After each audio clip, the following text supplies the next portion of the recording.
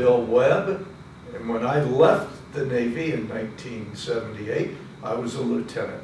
Our order in the task force, after we had made the turn and were coming back up, was at the tail end was the Higbee, Lloyd Thomas, Oklahoma City, and then all the way back to the north where we had started was the Sterret.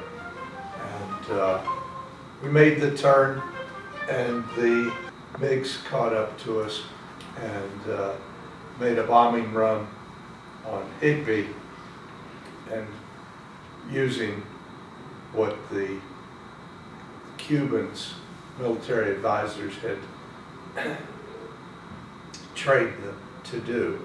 They got a direct hit on the Higbee, a 500-pound bomb that hit directly on their after gun mount, which most fortuitously was vacant at the time, because the Higbee had a foul bore, had a projectile stuck in one of their 5-inch guns.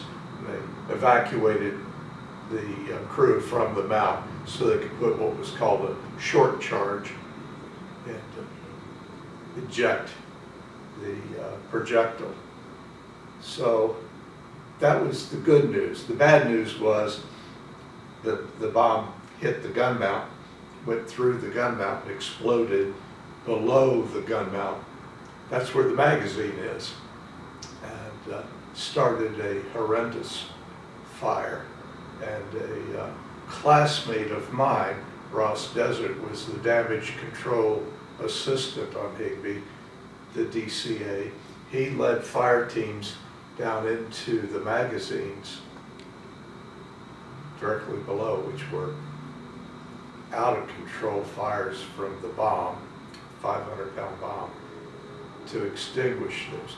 But we had circled back around and came up alongside the Higbee. I was in CIC.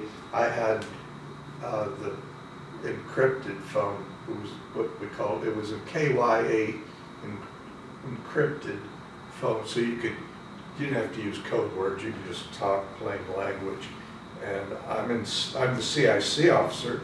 I'm talking directly to the captain of the Higbee, and our captain had told me to call the Higbee's captain to see what help we can give. Tell him we can send some fire teams over to help put out the fire. And this is one of those lock in your mind moments. Captain of the Higbee says, that fire in the magazine's out of control right now. You guys, you're too close. You should probably open up at least 500 yards. Get away from us, because I don't know if that's gonna cook off the magazine or not. Of course, I wanted to make sure that got to the captain. The captain of the Higbee wants us to open. He didn't want us to send anybody over right now. He said, open on out, 500 yards. So, but that was kind of the wrap up of the land portion of the battle that day. We made a total mess of their airfield and everything. Fuel, man, when those fuel tanks went off, the secondary explosions were awesome. The land portion of the battle, we tore up their airfield.